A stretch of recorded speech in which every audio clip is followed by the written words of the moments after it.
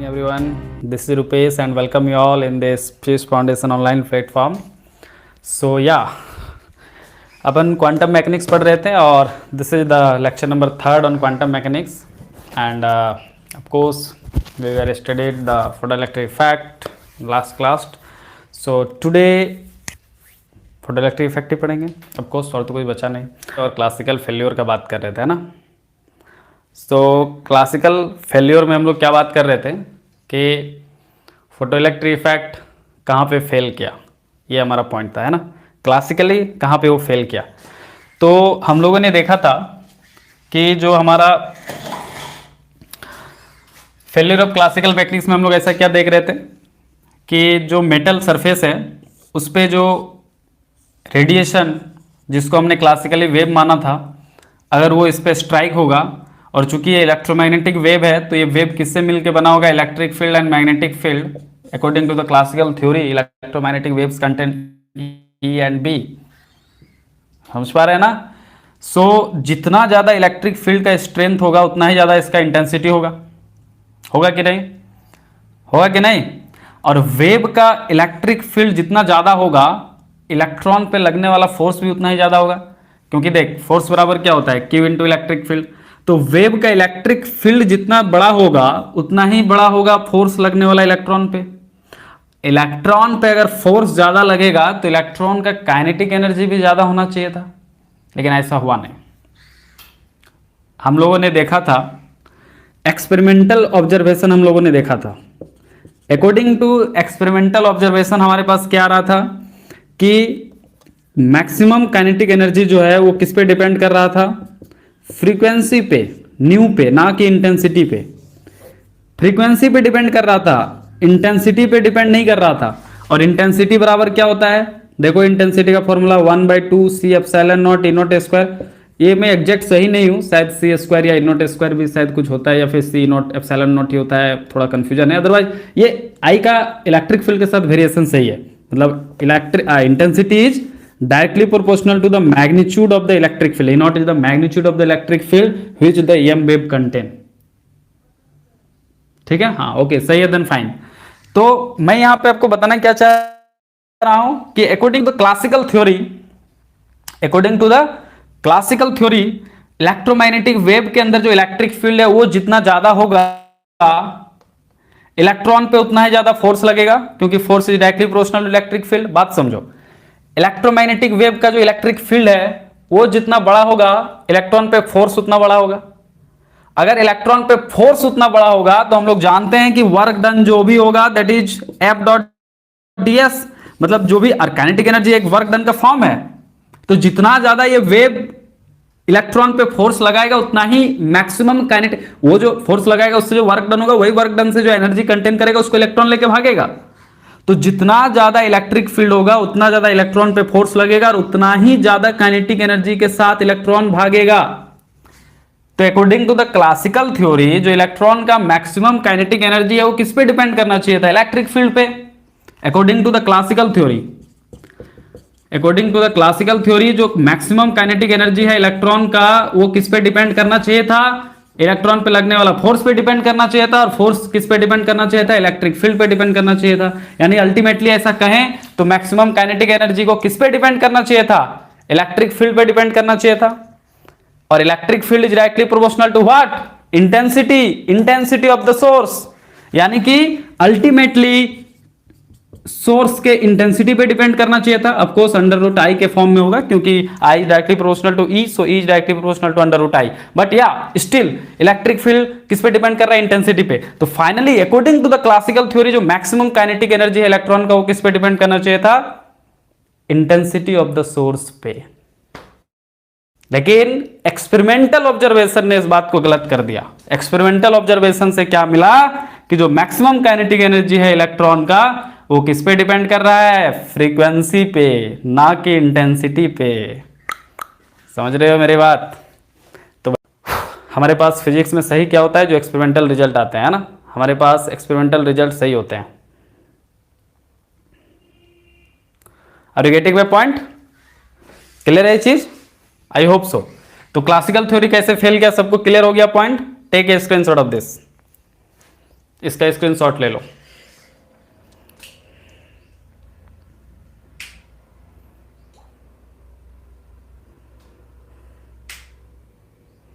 ले लिया सबने?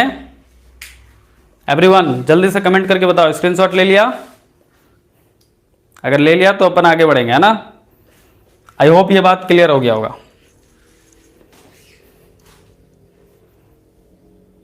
चलो जल्दी से कोई कमेंट करके बताओ, स्क्रीनशॉट ले लिया तो, यस और no? Okay, very nice, fantastic. चलो इसको रब करते हैं, आगे बढ़ते हैं, है ना?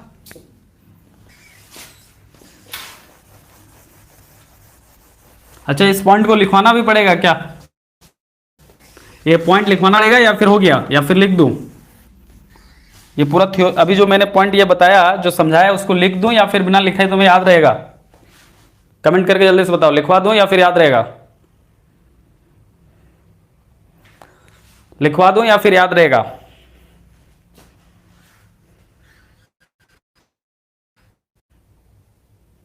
What happen?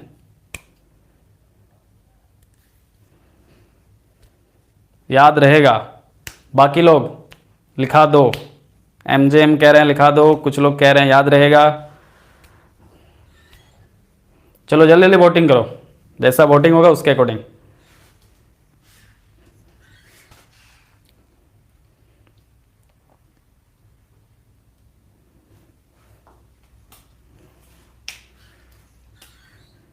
चलो ठीक है, ओके, वेरी गुड। ठीक है, जिनको याद रहेगा वेल एंड गुड, और जिनको याद नहीं रहेगा कोई बात नहीं। अभी जैसे ही क्लास होगा उसके बाद जो 2022 का बैच है, फोटो इलेक्ट्रिक इफेक्ट खत्म होने दो, उसके बाद जो ये एक फेलियर ऑफ क्लासिकल मैकेनिक्स का जो लैंग्वेज है एक पेज का, उसको मैं फोटो खींच के डाल दूंगा। ठीक है, तो बाकी लोग लिख लेना, जब नोट्स पढ़ोगे उसके साथ उस चीज़ को अटैच कर लेना। Okay, getting my point? आगे बढ़ते हैं, और क्या क्या नए नए पॉइंट थे उसको देखता हूँ अपन। सो नोट्स ले लिया है मैंने, ये बहुत ही मेहनती नोट्स हैं, बहुत सारे सोर्सेस से मैंने अपने ज़माने में कभी पढ़ा था। ओके, और एक पॉइंट, ये तो पहला पॉइंट था फेल्यूर ऑफ क्लासिकल मैकेनिक्स का, अभी जो पार्ट बताया वो पहला पॉइंट था। दूसरा पॉइंट क्या था और कहाँ पे फेल हुआ देखो। Further classically electromagnetic energy is absorbed by the electron gradually and the electron can be ejected only when this energy becomes more than the work function of the metal. Therefore, there may be a time lag between the onset of the radiation and the emission of the electron. The lag will be longer when the intensity of radiation is decreased. है ना? No such time lag have been observed even with radiation of very low intensity. All observed time lags have been less than or equal to 10⁻⁻9 second. So ये सुन के आपको ये बात clear हो गया होगा ये पॉइंट कि, और एक जो पॉइंट था, एक तो कुल्लू ये समझ में आ गया कि जो हमारा मैक्सिमम काइनेटिक एनर्जी था ये क्लासिकली ये किस पे डिपेंड कर रहा था? इंटेंसिटी पे। लेकिन ये क्लासिकली था, क्लासिकली ये किस पे डिपेंड कर रहा था? मैक्सिमम काइनेटिक एनर्जी इंटेंसिटी पे। लेकिन एक्सपेरिमेंटली क्या हो रहा था? काइनेटिक एनर्जी मैक्सिमम जो था ये एक्सपेरिमेंटली किस पे डिपेंड कर रहा था? फ्रीक्वेंसी न्यू पे। ये एक्सपेरिमेंटल डाटा था, ये एक्सपेरिमेंटल था और ये क्लासिकल थ्योरी था, तो फेल हो गया। पहला पॉइंट ये समझ में आया, अभी समझाएं। दूसरा पॉइंट क्या बोल रहा है कि अकॉर्डिंग टू क्लासिकल थ्योरी, अगर क्लासिकल थ्योरी की बात करें तो भैया ये अगर मेटल सरफेस है तो इस पर रेडिएशन आ रहा है, स्ट्राइक हो रहा है रेडिएशन, इलेक्ट्रॉन यहां से इजेक्ट हो रहा है, तो इसका जो एनर्जी है, एनर्जी ऑफ द जो वेव है, उसको इलेक्ट्रॉन धीरे धीरे ऑब्जर्व करेगा। ऐसा तो है नहीं कि एक ही बार में सारा रेडिएशन आया, इलेक्ट्रॉन तुरंत एक सेकंड में सारा एनर्जी गेन कर लिया, ऐसा नहीं होगा। According to the classical theory जो भी रेडिएशन यहाँ, उसका एनर्जी जो भी यहाँ से जो वेव्स आ रहे हैं, जो फोटॉन्स आ रहे हैं, जो भी एनर्जी है, उसको ये इलेक्ट्रॉन क्या कर रहा है? धीरे धीरे ऑब्जर्व करेगा। और एक ऐसा समय आएगा जब इलेक्ट्रॉन का जो एनर्जी है इस मेटल के वर्क फंक्शन से ज्यादा हो जाएगा। जब इलेक्ट्रॉन का एनर्जी ऑफ द इलेक्ट्रॉन एक ऐसा समय आएगा जब वर्क फंक्शन से, इस मेटल सरफेस का वर्क फंक्शन से ज्यादा हो जाएगा, उस समय इलेक्ट्रॉन निकलेगा मेटल सरफेस से। तो एक टाइम लेग होगा between onset of the radiation and emission of the electron according to the classical theory. Classical theory क्या बोल रहा था? फिर से समझो, रेडिएशन आएगा, स्ट्राइक करेगा, धीरे धीरे उसका एनर्जी को इलेक्ट्रॉन ऑब्जर्व करना शुरू करेगा। एक ऐसा समय आएगा जब इलेक्ट्रॉन का एनर्जी मेटल सरफेस के वर्क फंक्शन से ज़्यादा हो जाएगा उस समय इलेक्ट्रॉन इमिट होगा। इसका मतलब क्या हुआ कि ऑनसेट ऑफ द एनर्जी या radiation and emission of the electron के बीच में एक अच्छा खासा टाइम लेग होना चाहिए। पहला पॉइंट क्या होना चाहिए कि according to classical theory time lag होना चाहिए बिटवीन ऑनसेट एंड इमिशन। ठीक है, ये पहला conclusion.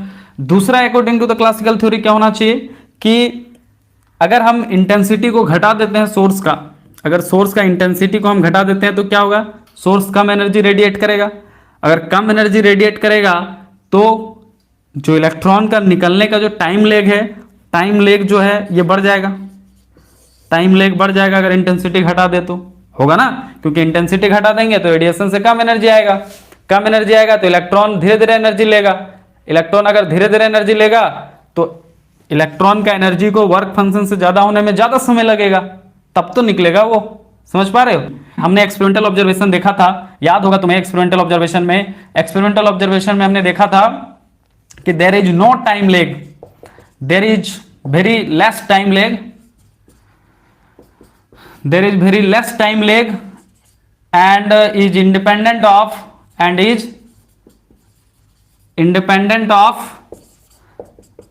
intensity of the source, and वो टाइम लेग कितना था 10 to the power -8 to 10 to the power लगभग लेस और इक्वल था 10 का पावर -9 सेकेंड।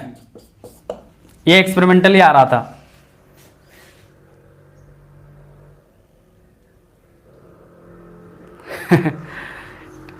ये देखो वेव है, अगर एक्चुअली वेव है तो क्या है, एक कंटिन्यूअस वेव है तो उसके पास इलेक्ट्रिक और मैग्नेटिक फील्ड है, एक इलेक्ट्रिक और मैग्नेटिक फील्ड एसोसिएटेड है। तो जितना ज्यादा इलेक्ट्रिक फील्ड आएगा मतलब उतना ज्यादा इलेक्ट्रिक फील्ड लाइंस आएगा तो उतना ज्यादा एनर्जी आएगा, मतलब धीरे धीरे आएगा। बात समझो इसे, अगर वेव है कंटिन्यूअस है तो जितना बड़ा वेव स्ट्राइक होगा उतना ज्यादा एनर्जी मिलेगा ना सिस्टम को। तो वेव यहां से अगर ट्रेन चल रहा है, इस ट्रेन को यहां तक पहुंचने में, पार होने में समय तो लगेगा। लेकिन अगर पार्टिकल है तो पार्टिकल नेचर में क्या हुआ, बाद में जब लोगों ने कहा कि ये अगर फोटॉन्स हैं, इनके अंदर फोटॉन्स हैं तो एक साथ में बहुत सारा आके फोटोन एक साथ स्ट्राइक कर सकता है सोर्स से। ये अगर सोर्स है तो यहां से फोटॉन्स अगर हैं निकल रहे हैं तो बहुत सारे फोटॉन्स एक बार में स्ट्राइक कर सकते हैं, और सब हर एक फोटोन का एक अपना पर्टिकुलर एनर्जी है h न्यू। तो अगर एक फोटोन भी स्ट्राइक किया मतलब इसमें जितना एनर्जी था उससे उस आसपास के रेंज का एनर्जी एक फोटोन से स्ट्राइक होगा, तो टाइम लेग पार्टिकल नेचर में कम हो जाएगा। Yes, that is the logic. In wave के केस में वेव पूरा पार होगा, उतना इलेक्ट्रिक फील्ड वो महसूस करेगा, तब तो उतना फोर्स अब्जॉर्ब करेगा। और of coursely force, field, energy all are related terms. Field, force, energy all are related terms. Are you getting my point? ये क्वेश्चन किसने पूछा था? बढ़िया क्वेश्चन था, यस गुप्ता। क्लियर है? यस, जल्दी से कमेंट करके बताओ सो दैट आगे बढ़ेंगे। ओके, और यस आपको और एक चीज बता देते हैं कि ये एक्सपेरिमेंटल डाटा था, अभी तो उनको नहीं पता कौन सा पार्टिकल है, क्या है, नहीं है, फोटोन है, नहीं है। हाँ, फोटोन को भी टाइम लगता है लेकिन कम लगता है, ये तो समझाना चाह रहे हैं फिजिक्स में आपको। फिजिक्स कभी भी एब्सोल्यूट चीज को एक्सप्लेन नहीं करता है, फिजिक्स कभी भी एब्सोल्यूट चीज को एक्सप्लेन नहीं करता है, ये एक कंपैरिजन देता है। तो क्वांटम मैकेनिक्स और क्लासिकल मैकेनिक्स एक कंपैरिजन देता है। क्लासिकल, क्योंकि हमने आपको पहले ही क्लास में बताया था कि क्वांटम मैकेनिक्स में वैसे ही रिजल्ट आने होंगे, वैसे ही फॉर्मूले आने होंगे जो एक लिमिटेशन पे क्लासिकल मैकेनिक्स को ट्रू वैलिड साबित करेगा। Are you getting my point? Okay, और वैसे भी ये एक्सपेरिमेंटल डाटा था, अभी लोगों को थोड़ा पता है कि फोटोन है कि क्या है कि नहीं है कि दुनिया की जान है। अभी बताएंगे, अभी आने तो दो, अभी क्लास खत्म तो होने दो, अभी और 2-4 लेक्चर होने तो दो। अभी तो हम लोग इस स्टेज में पहुंचे हैं कि एक्सपेरिमेंटली ये देखा गया कि इंटेंसिटी कितना घटा बढ़ा रहा है, ये तो एक्सपेरिमेंट में देखा। अभी कहां अभी हम लोग कुछ कंक्लूजन पे पहुंचे हैं, वो तो बस एक्सपेरिमेंट कर रहा है, इंटेंसिटी बढ़ा रहा है, घटा रहा है, तो भी कोई फर्क नहीं, इलेक्ट्रॉन फटाफट निकल रहे हैं, ये तो एक्सपेरिमेंटली ऑब्जर्व हो रहा है। हाँ, अभी वेव, ग्रुप, वेलोसिटी ये सब बताएंगे, अभी डुअल वेव पैकेट के कॉन्सेप्ट बताएंगे, अभी आएंगे लेक्चर्स आएंगे, डुअल नेचर ऑफ पार्टिकल्स आएंगे, वेव पैकेट का कॉन्सेप्ट आएगा, तब आपको और समझ में आएगा। ठीक है, लेकिन फिलहाल अभी इतना समझो, अभी तो एक्सपेरिमेंटल डाटा है जो हम आपको बता रहे हैं कि एक्सपेरिमेंटली इंटेंसिटी घटा दिया, बढ़ा दिया, तो भी कोई फर्क नहीं पड़ रहा है, इलेक्ट्रॉन फटाफट मेटल सरफेस से निकल रहे हैं। जबकि क्लासिकल थ्योरी के अकॉर्डिंग तो ये होना चाहिए कि वेव है, वेव आएगा, वेव जाएगा, जितना वेव को आने में टाइम लगेगा। ऐसा तो नहीं है कि वेव एक ही बार में स्ट्राइक कर गया, कोई बॉम्ब तो नहीं है, बॉम्ब आया गिर गया सारा एनर्जी आ गया। वेव है, आराम से आएगा, आराम से एनर्जी, जितना ज्यादा वेव का फ्रीक्वेंसी बढ़ाएंगे उतना फास्ट चलेगा वेव, तो उतना जल्दी एनर्जी पहुंचेगा, उतना ज्यादा। स्लो कर देंगे फ्रीक्वेंसी, धीरे धीरे ठुकुर ठुकुर चलेगा, ठुकुर ठुकुर एनर्जी आएगा। Are you getting my point? So ये क्लासिकल प्रिडिक्शन था, लेकिन अभी क्वांटम मैकेनिकली कोई थ्योरी नहीं डेवलप हुआ है। अभी हम लोग कहां थ्योरी में पहुंचे, मतलब हुआ है, अभी हम लोग क्लास में बात कर रहे हैं, अभी हम लोग कहां पहुंचे हैं? अभी तो हम लोग बस एक्सपेरिमेंट में देख रहे हैं सब। अब हम लोग अभी अपना कंक्लूजन देंगे कि ऐसा क्यों हो रहा है। अभी डुअल नेचर ऑफ पार्टिकल पढ़ेंगे, वेव पैकेट पढ़ेंगे, सब कॉन्सेप्ट पढ़ेंगे, तो वहां से आपको क्लियर करेंगे कि ये जो एक्सपेरिमेंटल चीजें, अभी तो बस हम फेल करना चाह रहे हैं क्लासिकल थ्योरी को, अभी पास नहीं करना चाह रहे हैं कोई थ्योरी, हम बस इसको फेल साबित करना चाह रहे हैं। और कौन सा सही थ्योरी अभी बताएंगे, एक दो क्लास और वेट कर लो। Are you getting my point?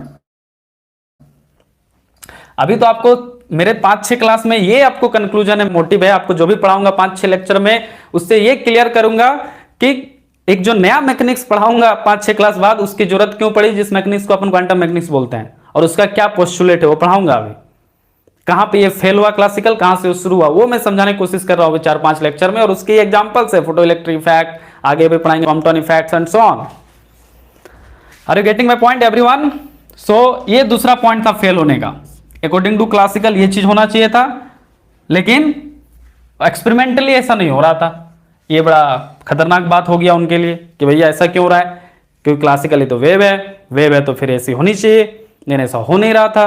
तो फिर यहाँ पे कौन सा काम हो रहा है, तब फिर जाके अभी देखना आगे फोटॉन्स की कॉन्सेप्ट आती है, और उससे ये लोग कंक्लूजन निकाल देते हैं कि भैया पार्टिकल के पास दोनों नेचर है, वो पर्टिकुलर सिचुएशन पे वेव नेचर भी फॉलो करेगा, पर्टिकुलर सिचुएशन पे पार्टिकल नेचर भी फॉलो करेगा, इसलिए डुअल नेचर ऑफ पार्टिकल की कॉन्सेप्ट आती है। ठीक है, चलो इसको स्क्रीनशॉट ले लो, सेकंड पॉइंट को, क्लासिकल मैकेनिक्स का फेल होने का सेकंड पॉइंट भी क्लियर है सबको? जल्दी से स्क्रीनशॉट लो और कमेंट करके बताओ, सो दैट हम लोग आगे बढ़ेंगे, है ना? Fast everyone.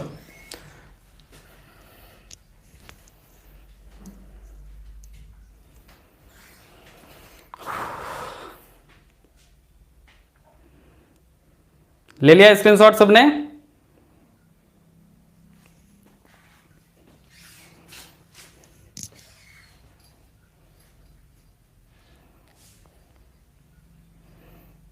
Okay, very nice, good.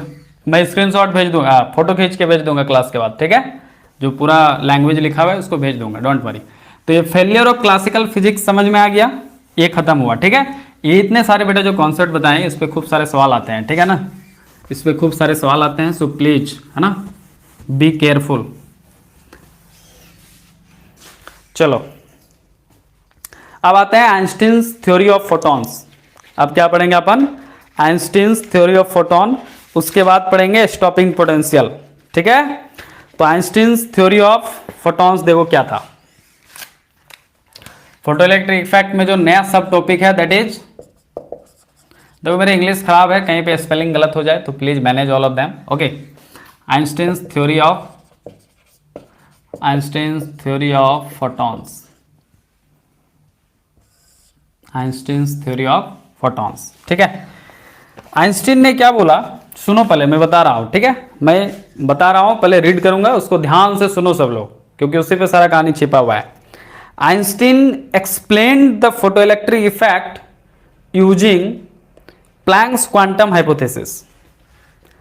हमने आपको बताया था अभी ब्लैक बॉडी रेडिएशन, कुछ दिन पहले आपको मैंने पढ़ाया था, पहला लेक्चर में मैंने ब्लैक बॉडी रेडिएशन पढ़ाया था ना, BBr.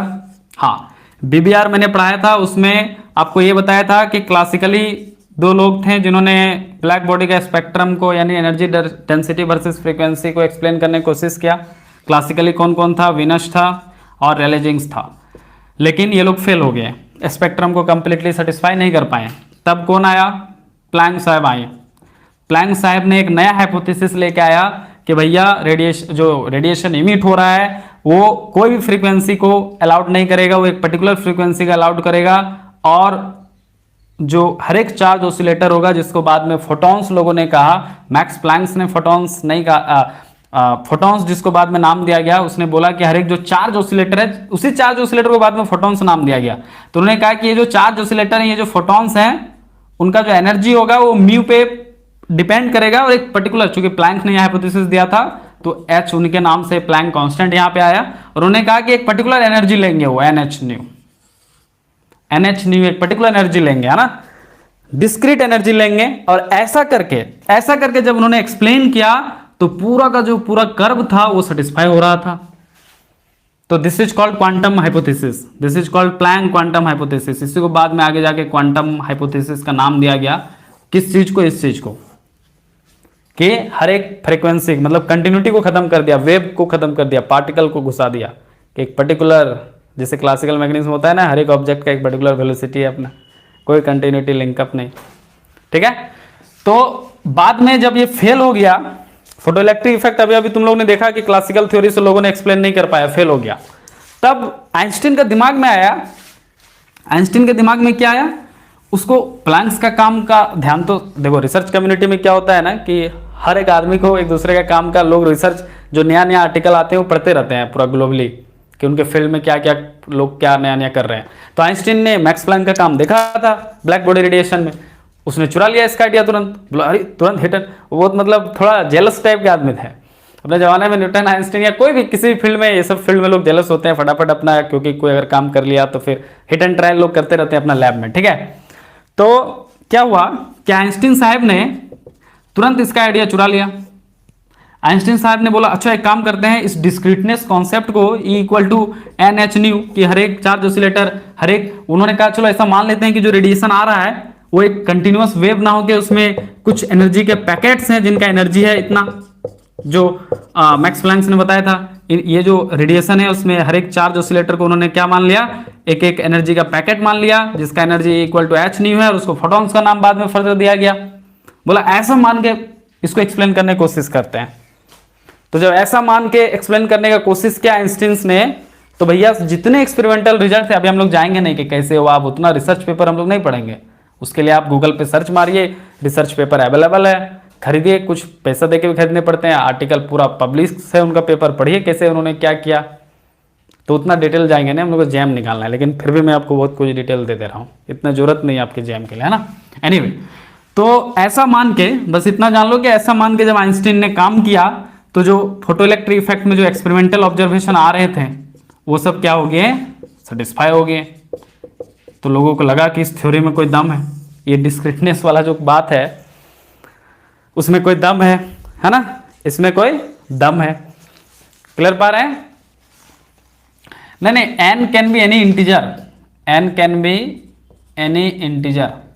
I think n is not number of photons.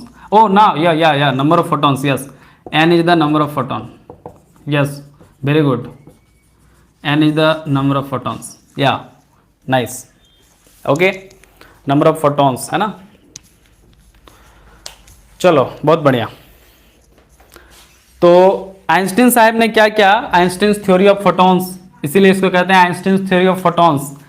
Max Planck's ने उनको चार्ज ऑसिलेटर बोला था कि Max Planck black body radiation पढ़े थे, उन्होंने फोटॉन्स नाम नहीं दिया था, उन्होंने तो चार्ज ऑसिलेटर को बोला था कि ये जो भैया चार्ज ऑसिलेटर है जो ऑसिलेट कर रहे हैं वो एक पर्टिकुलर फ्रीक्वेंसी से ऑसिलेट करेंगे, हर एक फ्रीक्वेंसी वैल्यू से ऑसिलेट नहीं करेंगे। बाद में आइंस्टीन ने उन्हीं चार्ज ऑसिलेटर को क्या नाम दिया, फोटॉन्स नाम दिया। और ये नाम कब दिया उन्होंने, अभी बताऊंगा थोड़ा देर में, कहीं मैंने शायद लिखा है, सो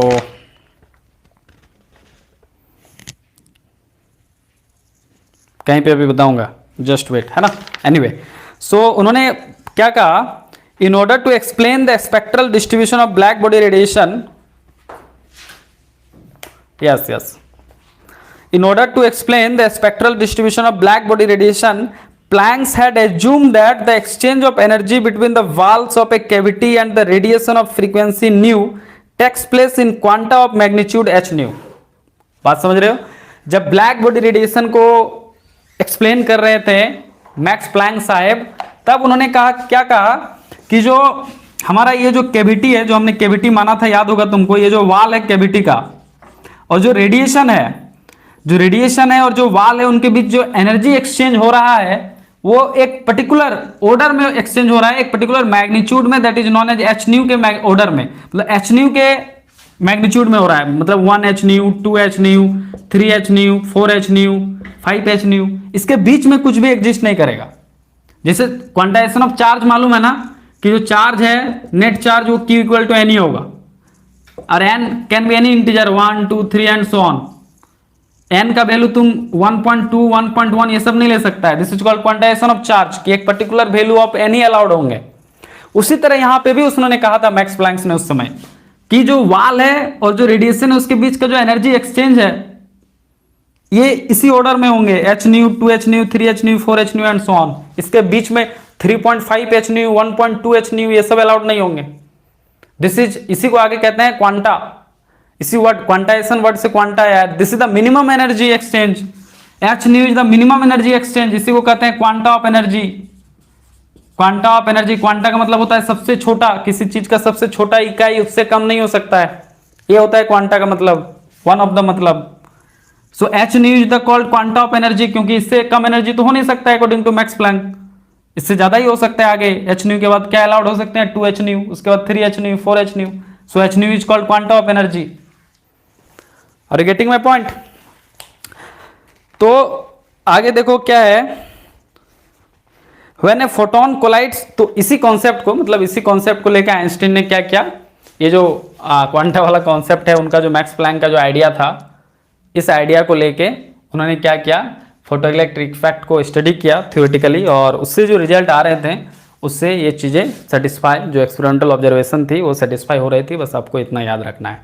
मैंने ज्ञान के लिए बहुत कुछ बातें बता दी, अगर याद है वेल एंड गुड, इतनी जो सारी बताए अगर याद नहीं भी है तो एटलीस्ट में जो लिखाता हूँ वो याद होनी चाहिए।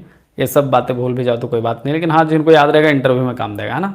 एग्जाम में इतने 8 सवाल आएंगे नहीं। आप छोड़ो, अभी 0 पॉइंट एनर्जी उतना डिटेल में जाऊंगा नहीं, तुम्हें थोड़ी बहुत आइडिया है, कोई बात नहीं, ऐसा बात नहीं कि हमें आइडिया नहीं, लेकिन हम उतना दूर जाएंगे नहीं, क्योंकि हमें क्लास में सारे बच्चों को देखना पड़ता है। क्लास में 1-2 बच्चे बहुत तेज होते हैं तो उनके लिए हम सारी चीज़ें क्लास में नहीं बोल सकते। पर्सनली ये सब चीज़ पूछ लेना, यहाँ पे मुझे जैम को, बैच को ध्यान में रखना पड़ता है। एनीवे, सो अब उन्होंने क्या कहा, क्या एज्यूम किया, इसको स्क्रीनशॉट ले लो।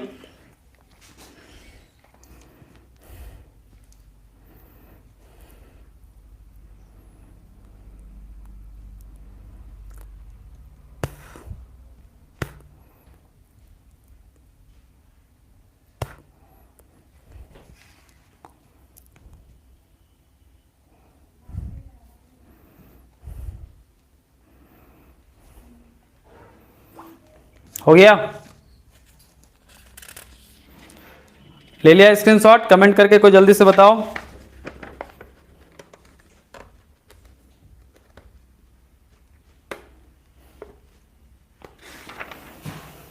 हो गया, ओके, वेरी नाइस। अब क्या किया, आइंस्टीन ने इसी थ्योरी को आगे बढ़ाया और कुछ इक्वेशन दिया, जिसको Einstein's theory of, Einstein's equation of photoelectric effect के नाम से तूने क्लास 12 में पढ़ा होगा। क्लास 12 में Einstein equation of photoelectric effect सबने पढ़ा होगा। तो अब आइंस्टीन ने ऐसा मान लिया कि जो रेडिएशन है, आइंस्टीन ने एज्यूम कर लिया कि रेडिएशन से क्या आ रहा है, अब फोटोन आ रहा है। उनको नाम दिया उन्होंने फोटोन, जिसकी एनर्जी कितनी है, एच न्यू है। Are you getting my point? Minimum energy H nu है। क्लियर है सबको? हाँ सर क्लियर है। सो उसने ऐसा मान लिया कि मेटल सरफेस में अब क्या आ रहे हैं, फोटॉन्स आ रहे हैं, जिनकी एनर्जी कितनी है, एच न्यू है। फोटॉन्स स्ट्राइक होंगे, स्ट्राइक होने के बाद मेटल सरफेस का एक पर्टिकुलर वर्क फंक्शन होता है, जिसको W0 से उन्होंने रिप्रेजेंट किया। वर्क फंक्शन क्या है सबको मालूम है, this is the minimum energy required to emit the electron from the surface. Okay, मतलब इलेक्ट्रॉन है यार, तो अगर तुम एटॉमिक न्यूक्लियर फिजिक्स को पढ़ोगे तो ये न्यूक्लियस है, एटम है, न्यूक्लियस है, यहाँ पे इलेक्ट्रॉन है, यहाँ पे तो ये बाउंड है ना, इनके साथ कुछ एनर्जी से बाउंड है। इनको रिलीज करने के लिए आपको कुछ एनर्जी देने पड़ेंगे, जितने बाउंड है उससे ज़्यादा एनर्जी देने पड़ेंगे तभी वो रिलीज होंगे। That is called work function. और चूंकि अलग अलग मेटल का जेड एटॉमिक नंबर अलग अलग होता है, तो उनमें जो सेल होता है वो अलग अलग होता है ना। तो जो एनर्जी होगा, बाइंडिंग एनर्जी, वो अलग अलग मेटल का अलग अलग होगा, इसलिए वर्क फंक्शन भी अलग अलग मेटल का अलग अलग होता है। इतना कॉन्सेप्ट तो तुम्हें मालूम होगा, नहीं मालूम है तो लिख के रख लो, आज मैंने बता दिया। ओके ठीक है, बहुत बढ़िया। अब उन्होंने क्या कहा आइंस्टीन ने कि फोटोन आएगा, कोलाइड होगा इलेक्ट्रॉन के साथ, और ऐसा भी हो सकता है कि इलेक्ट्रॉन फोटोन का सारा एनर्जी अब्जॉर्ब कर ले, ये भी हो सकता है, ऐसा उन्होंने देखा। उन्होंने क्या देखा कि ऐसा हो सकता है कि सारा एनर्जी को एक फोटोन का सारा एनर्जी h को इलेक्ट्रॉन एब्जॉर्ब कर सकता है, और एब्जॉर्ब करने के बाद जितना एनर्जी खर्चा होगा, एक्सपेंड होगा, मतलब वर्क फंक्शन में, मतलब उसको रिलीज करने में, वो घटा दोगे अगर उसमें से तुम, तो बाकी जो एनर्जी बचेगा उसको लेके इलेक्ट्रॉन निकल जाएगा, and that energy is known as maximum kinetic energy of the electron, क्योंकि उससे ज्यादा हो नहीं सकता है। तो इक्वेशन क्या सेटअप होगा, फोटोन आया एच न्यू, फोटॉन्स कितना लेके आया एच न्यू, इलेक्ट्रॉन ने सारा का सारा एच न्यू ले लिया, जिसमें से वो खर्चा कर दिया डब्ल्यू नॉट एनर्जी किसमें, इलेक्ट्रॉन यहां से भागने में। एच न्यू मतलब ऐसे है, मान लो इलेक्ट्रॉन जो है उसको मान लो कि मैं हूं, रुपेश है, सपोज इलेक्ट्रॉन इज रुपेश, मान लो यहां से समीर आया 100 रुपया दिया इसको। अब इलेक्ट्रॉन यानी रुपेश जो है जहां पे, वहां मान लो इसका ऋण है, मान लो कोई लोन है 50 रुपये का, ये मान लो 60 रुपये का लोन है, इसका मतलब है इसको तभी कोई हमको निकलने देगा जब मैं 60 रुपया चुका दूंगा। अब जैसे ही समीर आया मेरे को 100 रुपया दिया, मैंने इसको 60 रुपया दे दिया, तो जैसे ही समीर आया एच न्यू एनर्जी लेके, उसमें से मैंने कितना रुपया 60 रुपया दे दिया, बचा मेरे पास कितना 40 रुपया, उसको लेके मैं भाग गया, 40 रुपया लेके मैं भाग गया, and that is my maximum money. इससे ज़्यादा तो मेरे पास मनी हो नहीं सकता है। इलेक्ट्रॉन के साथ में वही हुआ, फोटोन उनका जो चचेरा भाई है फोटोन, वो लेके आया एच न्यू एनर्जी, इलेक्ट्रॉन बेचारा पहले से लोन ले चुका था यहाँ पे, उसको भागने के लिए इतना एनर्जी चाहिए था, तुरंत वो इतना एनर्जी माइनस कर दिया और भाग गया। और जो अब चूंकि इलेक्ट्रॉन को मोशन मिल गया है, वो गति में है, तो उसका जो भी एनर्जी होगा वो किस फॉर्म में होगा, काइनेटिक एनर्जी के फॉर्म में होगा, क्योंकि इलेक्ट्रॉन भागा, मोशन में भागा। तो बाकी जो रेस्ट एनर्जी बचा वो इलेक्ट्रॉन का हाफ एम, मान लो M is the mass of the electron, of course confuse मत होना, M is the mass of the electron, so half M E V max square इसलिए बोलते हैं क्योंकि this is the maximum velocity, क्योंकि इसके पास ये मैक्सिमम एनर्जी, इससे ज़्यादा हो नहीं सकता, इससे ज़्यादा वेलोसिटी और नहीं, उससे कम पॉसिबल है लेकिन ज़्यादा नहीं। So this equation is known as, and this is the, of course h nu is the energy of the photon, w nu is the work function, it varies from metal to metal। शायद platinum का सबसे ज़्यादा होता है, ठीक है। Work function सबसे ज़्यादा किसका होता है, ये पॉइंट रख लेना, और सबसे मिनिमम किसका होता है, ठीक है, मैक्सिमम और मिनिमम गूगल में सर्च मार के लिख लेना। मेरे ख्याल से प्लेटिनम का शायद सबसे ज़्यादा होता है वर्क फंक्शन, और मिनिमम भी किसका होता है देख लेना। ये काम रहा होमवर्क का, गूगल से सर्च मार के लिख लेना एवरीवन, ठीक है। एग्जाम में कभी DU BHU JNU छोटे लेवल के एग्जाम में 1 नंबर में पूछ देता है, ठीक है। सो दिस इक्वेशन, ये जो इक्वेशन सेटअप हुआ according to the conservation of energy, ये क्या है, कुछ नहीं, कंजर्वेशन ऑफ एनर्जी है, इतना एनर्जी आया, इतना एनर्जी खर्चा हुआ, इतना बचा, तो दिस इक्वल टू दिस, है ना। So this simply the equation which of course conservation of energy is known as Einstein, ये इक्वेशन किसने दिया था, आइंस्टीन्स, तो this is known as Einstein's photoelectric equation. और ये तुमने क्लास 12 में पढ़ा होगा, और क्लास 12 में बोर्ड वालों का ये बहुत फेवरेट टॉपिक है, क्योंकि ये चूंकि मॉडर्न फिजिक्स का टॉपिक है, बहुत बड़ा लिट्स था, बहुत बड़ा इक्वेशन था, जो आगे अभी क्वांटम मैकेनिक्स को बहुत मजबूत बनाएगा, बहुत एक अच्छा फाउंडेशन देगा। दैट्स वाई इसकी इतनी मतलब इंपॉर्टेंस है कि देखना क्लास 12 में बोर्ड में, स्टेट बोर्ड में तो ये क्वेश्चन हर साल लगभग आता है, और क्योंकि उनके पास मॉडर्न फिजिक्स में 12 में पूछने के लिए बोर्ड में कुछ बचता नहीं है, और CBSE बोर्ड में भी इस टॉपिक से लगातार न्यूमेरिकल या कुछ ना कुछ एक तो आना ही है ना। Anyway, so that the importance of the Einstein's photoelectric equation, you can imagine क्यों इतना क्वेश्चन आता है बोर्ड में, ठीक है। Are you getting my point. So this is known as Einstein's photoelectric equation. अब यहाँ पे तुम एक चीज बड़ा आसानी से देख सकते हो, क्या देख सकते हो कि यहाँ पे जो मैक्सिमम काइनेटिक एनर्जी है इलेक्ट्रॉन का, वो किस पे डिपेंड कर रहा है। Here you can see that the maximum kinetic energy of the electron varies linearly with mu frequency, है ना, and it doesn't depend upon intensity, it doesn't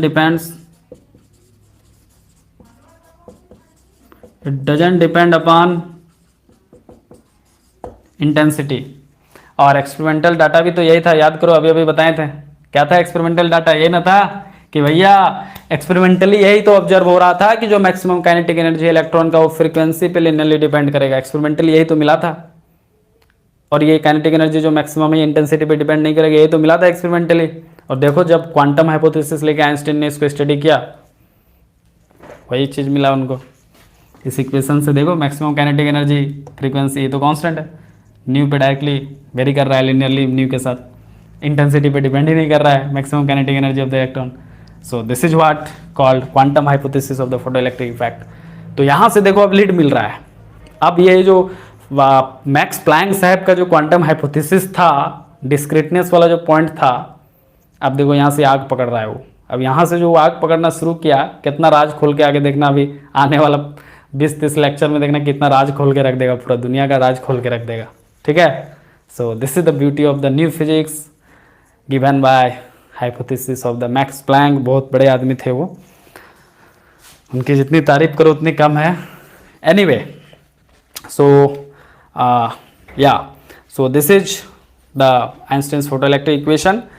यहाँ से और एक चीज़ क्या निकल के आएगा, the work function can be given by, so take a screenshot of this, just take a screenshot and say yes. जल्दी से स्क्रीनशॉट लेके यस बताओ, फिर हम लोग आगे इसका और एक फॉर्मेट लिखेंगे, फिर अपने स्टॉपिंग पोटेंशियल देखेंगे, और after that we will see another topic. Okay, so just take a screenshot fast everyone and say yes on comment box. Okay,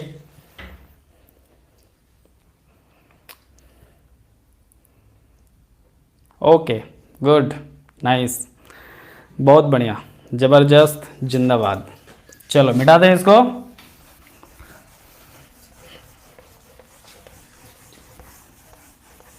इसी को थोड़ा और एक फॉर्मेट में लिखते हैं, जिससे हम लोग एग्जाम में न्यूमेरिकल सॉल्व करेंगे। ठीक है, और एक फॉर्मेट में लिखते हैं जिससे अपन एग्जाम में बहुत बार न्यूमेरिकल सॉल्व करते हैं। ठीक है ना, सो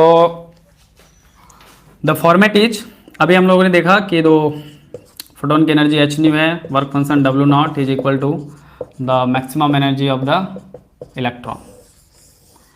अब यहाँ से जो डब्ल्यू नॉट है उसको एच न्यू नॉट भी लिखते हैं। एच न्यू नॉट का मतलब है यहाँ पे जो न्यू नॉट है, this is called threshold frequency. इसको क्या बोलते हैं, थ्रेशोल्ड फ्रीक्वेंसी। ठीक है, and H is the Planck constant. So अगर उस फॉर्म में लिखेगा तो H nu minus work function, ये 12 में तुमने पढ़ा होगा, H nu that is equal to half B max square. इसको कई बार ई भी लिखते हैं, एनर्जी, सिंपली एनर्जी भी लिखते हैं। ठीक है, maximum energy and of course this is the only kinetic, here only kinetic part is present, है ना, there is no potential part. So E max लिखते हैं इसको। ठीक है, अब तुम सोच रहा होगा सर इलेक्ट्रॉन का पोटेंशियल एनर्जी क्यों नहीं है।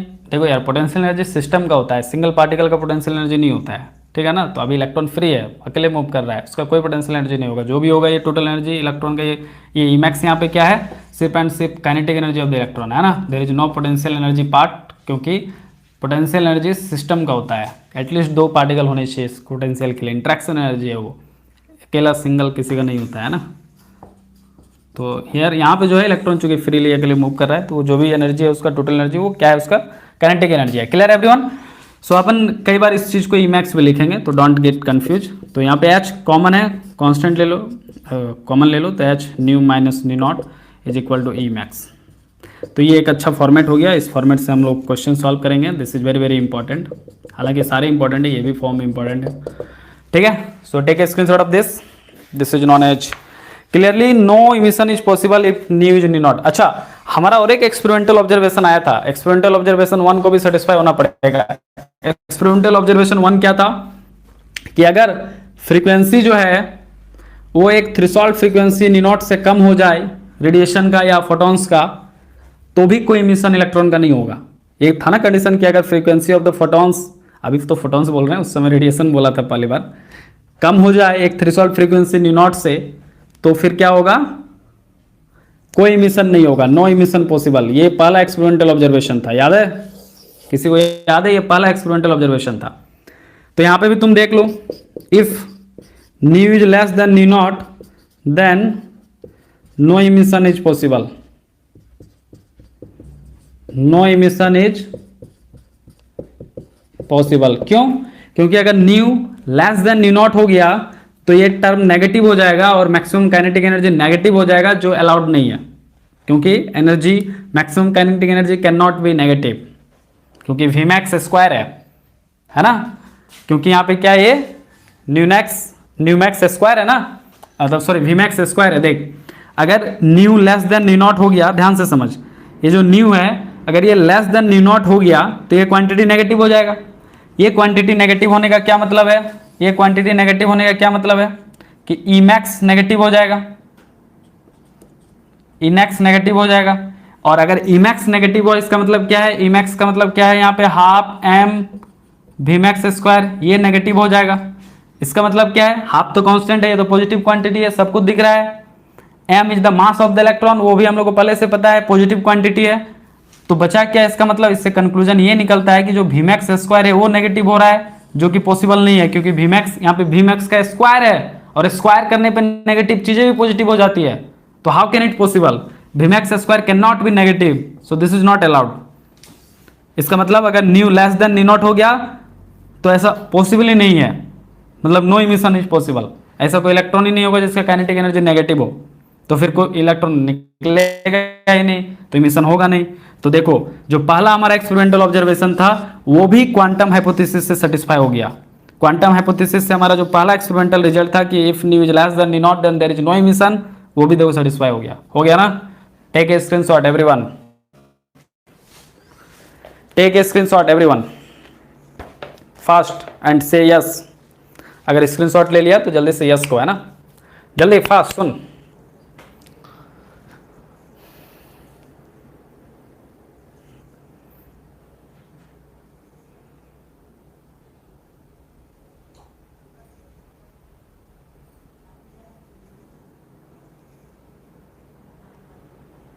ले लिया, ओके, वेरी गुड, नाइस।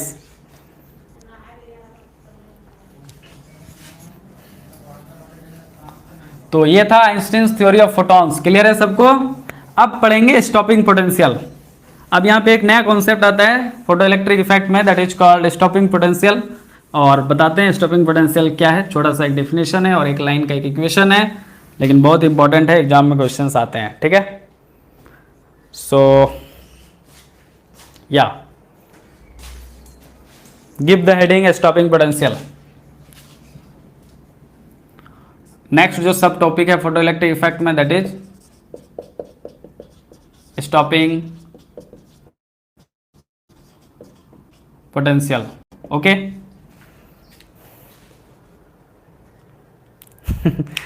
अगर एनर्जी, क्या बात है, खुद सोचो सर, अगर एनर्जी वर्क फंक्शन के इक्वल हो तो इलेक्ट्रॉन इजेक्ट होगा।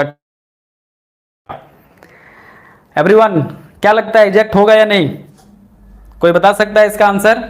यस, गुप्ता पूछ रहे हैं कि अगर सर इलेक्ट्रॉन का एनर्जी वर्क फंक्शन के बराबर, सॉरी हाँ, अगर energy of the photons work function के बराबर हो जाए तो क्या इलेक्ट्रॉन इजेक्ट होगा?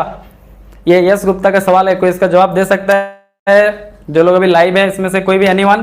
ट्राई करो, कुछ भी बोलो, करेक्ट करने के लिए तो हम है ही। और अगर हमसे भी ना होगा तो फिर इतनी सारी नेट इंटरनेट किताबें हैं, नेक्स्ट क्लास अपन डिस्कस कर लेंगे, देख के पढ़ के आएंगे, है ना। गौरव कह रहे हैं यस सर होगा। Any reasoning Gaurav, can you provide me any reasoning, me and as well as yes also. Sameer कह रहे हैं I think it will eject. Any reasoning, ये यस नो तो सबको कह सकता है, यस या नो। Any reasoning? नहीं, इलेक्ट्रॉन सरफेस में आ जाएगा, it will just eject from the metal with no kinetic energy, kinetic energy zero हो जाएगा ना। यस यस यस, ये सिर्फ जस्ट सरफेस पे आ जाएगा। Yes, nice, good, very good, just surface पे आ जाएगा इलेक्ट्रॉन, वेरी गुड। किसका था ये जवाब? किसने कहा जस्ट आ जाएगा सरफेस पे? Arnab Mukherjee, yes yes, nice, there has no velocity of electron, good. चलो यस गुप्ता, आंसर मिल गया, जस्ट सरफेस पे आ जाएगा। यस, वेरी गुड, नॉकआउट होकर जस्ट सरफेस पे आ जाएगा, मूव नहीं कर पाएगा। मिल गया आंसर, मतलब सर्किट में शायद करंट फ्लो ना मिले या माइनॉरिटी करंट में भी मिले। Okay, nice, very good. तो आगे बढ़े, स्टॉपिंग पोटेंशियल की बात करें अब। ओके, तो स्टॉपिंग पोटेंशियल क्या है कि if the collector plate in the photoelectric apparatus, तुम्हें अगर फोटोइलेक्ट्रिक apparatus याद है तो मैं थोड़ा सा ड्रॉ करना चाहूँगा। यहाँ पे ये एक वैक्यूम ट्यूब था, दो मेटल प्लेट थे यहाँ पे, ये टर्मिनल शायद पॉजिटिव था, ये टर्मिनल नेगेटिव था ना, नहीं ये नेगेटिव था, ये पॉजिटिव था, ये पॉजिटिव था, हाँ शायद ये पॉजिटिव था ना, यस यस, ये पॉजिटिव था, ये नेगेटिव था। और ये यहाँ पे इलेक्ट्रॉन स्ट्राइक हो रहे थे और ये इधर मूव हो रहे थे, है ना। सो ये कहानी था, this plate is known as collector plate. ऐसा हमने फोटो इलेक्ट्रिक का जो एक्सपेरिमेंटल सेटअप था, जहां से एक्सपेरिमेंटल रिजल्ट लिया गया था, उसमें कुछ ऐसा एक्सपेरिमेंटल सेटअप था ना। तो हो क्या रहा था कि if the collector plate in the photoelectric apparatus of figure above made negative, then electrons are repelled back। अब देखो इससे ये सीखने को मिल रहा है कि ये जो कलेक्टर का जो प्लेट है उसको अगर नेगेटिव किया जाए, इसको अगर नेगेटिव किया जाए, क्या किया जाए, इसको अगर नेगेटिव किया जाए, मान लो ये नेगेटिव कर दिया,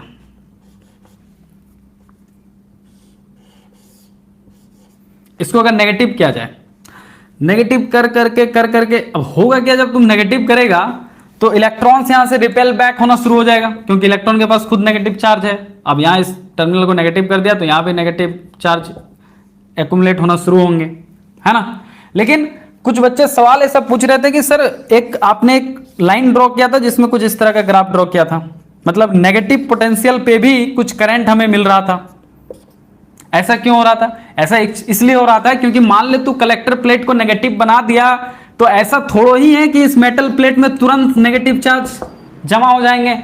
इस प्लेट पे, कलेक्टर प्लेट पे नेगेटिव चार्ज जमा होने में अकॉर्डिंग टू क्लासिकल थ्योरी समय लगेगा, तुरंत चार्ज नहीं जमा हो जाएंगे, कुछ टाइम लेग होगा।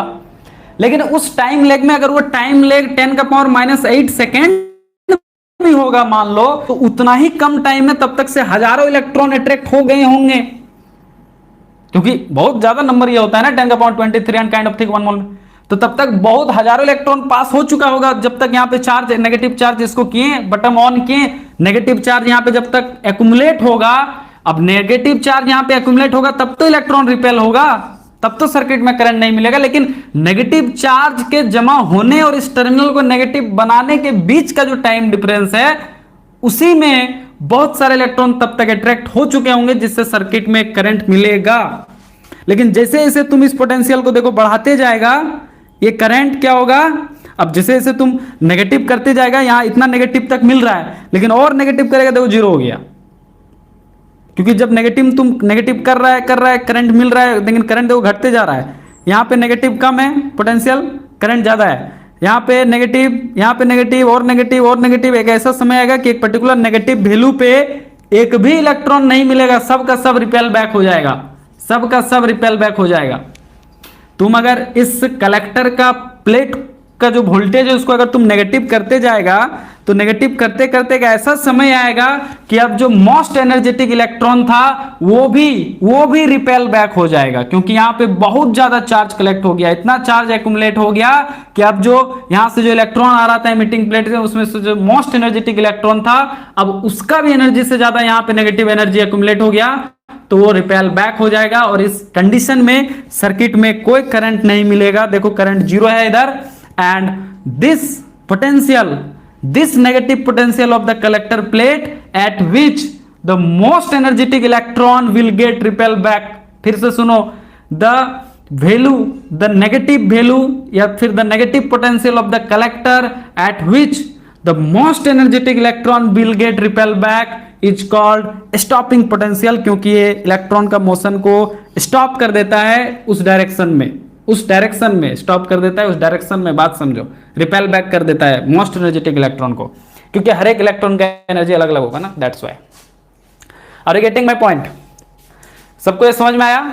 अच्छा, और बढ़ाने पे क्या घटना हो रही है तो तुम देखे थे, बढ़ाने पे ये क्यों हो रहा था, क्योंकि तू अगर बढ़ाएगा तो मान लो इसको अगर पॉजिटिव टर्मिनल अब कर देगा और इसका मतलब अब मान लो तुम नेगेटिव घटाते यहाँ पे जीरो पे आ गया, फिर बढ़ाते एक ऐसा समय पूरा पोटेंशियल बढ़ा दिया। लेकिन ऐसा मतलब थोड़ा है कि तुम बहुत पोटेंशियल बढ़ाते रहेगा तो यहाँ पे बहुत पॉजिटिव चार्ज होते रहेगा तो बहुत इलेक्ट्रॉन को खींचते रहेगा, ऐसा नहीं है। मान लो इलेक्ट्रॉन यहाँ से आ रहा है 5000 पर सेकंड, बात समझो, मान लो आ रहा है 5000 पर सेकंड इलेक्ट्रॉन इमिट हो रहा है, ठीक है। अब यहाँ पे इनिशियली जब इसको तुम पॉजिटिव बनाओगे तो हो सके इनिशियली 200 इलेक्ट्रॉन एक्युमुलेट मतलब अट्रैक्ट होगा, फिर 300, फिर 400, फिर 500, तो करंट बढ़ेगा। लेकिन जब यहाँ पे एक पर्टिकुलर टाइम के बाद जब एक सुफिशिएंट पॉजिटिव चार्ज यहाँ पे जमा हो जाएगा और अब ऐसा समय आ जाएगा कि 5000 इलेक्ट्रॉन पर सेकंड यहाँ पे अट्रैक्ट हो रहा है, तो उस समय तो करंट सैचुरेट हो जाएगा ना, क्योंकि इससे ज्यादा थोड़ा ही मेरा सोर्स से इलेक्ट्रॉन आ रहा है, मेरा सोर्स से तो एक फिक्स नंबर ऑफ इलेक्ट्रॉन पर सेकंड आ रहा होगा ना, हम अगर इंटेंसिटी को सोर्स का फिक्स कर दें तो एक पर्टिकुलर नंबर ऑफ फोटॉन्स आ रहा होगा और एक पर्टिकुलर नंबर ऑफ फोटॉन्स एक particular number of electron eject कर रहा होगा। तो हाँ, इस पर्टिकुलर नंबर ऑफ इलेक्ट्रॉन या फोटॉन्स को इलेक्ट्रॉन्स को यहां तक पहुंचने में जो इनिशियली जो टाइम लगेगा उस समय ये इंक्रीज कर रहा है डाटा। लेकिन जैसे एक पर्टिकुलर टाइम के बाद जब जितना आ रहा है उतना का उतना हमेशा हर सेकंड अट्रैक्ट हो जाएगा, तो फिर करंट सेचुरेट हो जाएगा। आप कितना भी बढ़ा लो उतने ही इलेक्ट्रॉन सर्किट से फ्लो होंगे, तो उतना ही करंट मिलेगा। That's the logic of saturation. तो 2 पॉइंट यहां से क्लियर हो गया कि मतलब मैक्सिमम पॉजिटिव वैल्यू जब बढ़ा रहे हैं कलेक्टर का पोटेंशियल को मैक्सिमम पॉजिटिव कर रहे हैं तो करंट सेचुरेट क्यों हो रहा है, और मिनिमम जब घटा रहे हैं तो घटाने पे ये जीरो क्यों हो जा रहा है, स्टॉपिंग पोटेंशियल किसको बोल रहे हैं, और नेगेटिव पोटेंशियल पे भी क्यों इलेक्ट्रॉन मिल रहे हैं, क्योंकि वो जो टाइम लेग है ना बेटा उसके कारण मिल रहा है। कोई भी प्रक्रिया को शुरू होने में और बंद होने में जो टाइम डिफरेंस है बहुत कम है, लेकिन फिजिक्स के भाषा में वो कम टाइम 10⁻⁸ सेकंड भी बहुत बड़ा खेल खेल देता है। समझ पा रहे हो ना? हाँ, ये क्लियर होना चाहिए।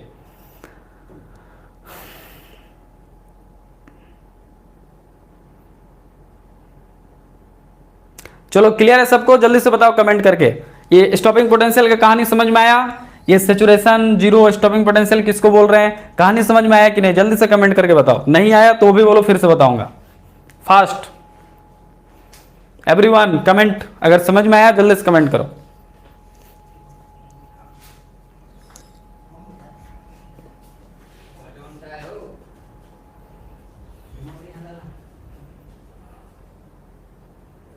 जल्दी फास्ट। देखो सब कमेंट नहीं कर रहे हैं। समझ में आया तो कमेंट करो, नहीं आया तो बोलो, फिर से बताऊंगा। प्रतिष्ठा में प्राण नहीं गवा बेटा, है ना? फिर एग्जाम नहीं निकलेंगे, फिर गाली देते भूलोगे तो फिर लगेगा नहीं वो गाली मुझे, है ना?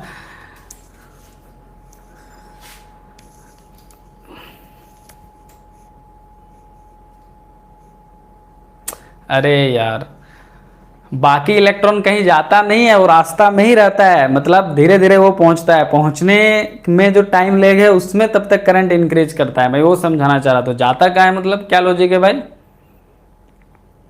बात समझ रहे हो? जाता कहाँ है? कहीं नहीं जाता है, पहुंचने में एक टाइम लगता है ना। मान लो तेरे घर से 100 लड़के दौड़ना शुरू किए, तो क्या मान लो 100 लड़के तेरे घर से शुरू किए, अर्नब ऐसे समझो 100 लड़के तूने एक लाइन से दौड़ाना शुरू किया रेस, तू फाइनल पॉइंट पे खड़ा है, देखा 5 सेकंड बाद 50 लोग पहुंच गए, इसका मतलब क्या बाकी 150 के लोग भाग गए? नहीं, वो आएंगे, वो रास्ता में है, 10 मिनट बाद वो लोग भी आ जाएंगे। फिर एक ऐसा समय होगा कि सेचुरेट हो जाएगा, सब आ गया, अब कोई नहीं बचा। अभी देख यार, अभी अनसर्टेनिटी प्रिंसिपल की बात ना कर, अभी तो अनसर्टेनिटी प्रिंसिपल आया ही नहीं है, अभी डेवलप होगा अनसर्टेनिटी प्रिंसिपल, चिंता ना कर, वहां पे आएंगे। अभी फिलहाल इतना तो समझ। अब तुम लोग यही गलती करता है ना, थोड़ा एक आध गो वर्ड मतलब सीख लिया आगे का, तो फिर बीच में उसको ले आता है, यार गजब हाल है। अब तू अगर तेरे पिताजी अभी तेरे को ग्रेजुएशन में पढ़ा रहे हैं, अब तू बोलेगा मेरा एमएससी कहाँ गया, तो ये इनजस्टिस है ना। वेट करो, पेशेंस रखो ना, सब होगा।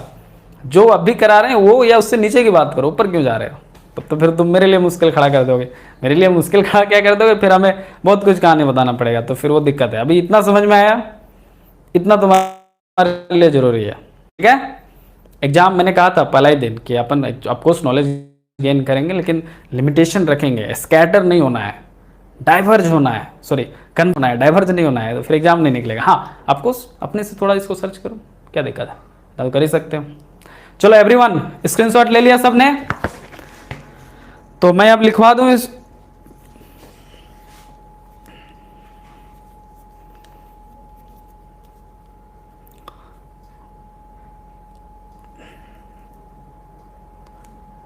क्लियर है? सबको स्क्रीनशॉट ले लो। अब मैं लिखवा रहा हूं, अभी स्टॉपिंग पोटेंशियल क्या है मैं लिखवा रहा हूं। इसका भी बड़ा एक अच्छा एक्सपेरिमेंटल रिजल्ट है ना, वो भी डील होना बहुत जरूरी है, तो मैं थोड़ा उसको भी बता रहा हूं, ठीक है? सो देखो क्या है स्टॉपिंग पोटेंशियल, थोड़ा सा मैं लिखवा भी रहा हूं। इफ द कलेक्टर प्लेट, पहला point, if the collector plate in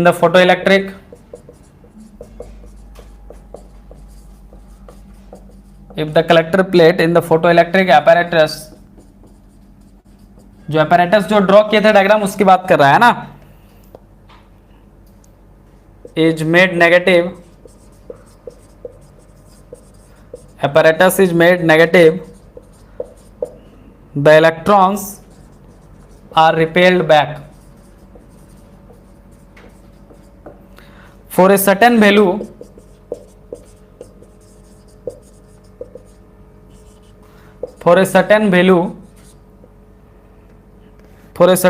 of V naught of this negative potential, the most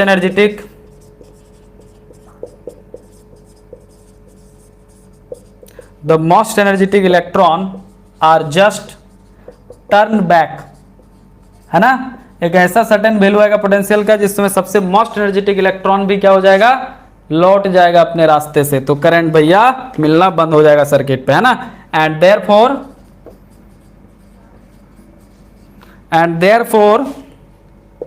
the photoelectric current becomes zero, है ना। एंड दिस पोटेंशियल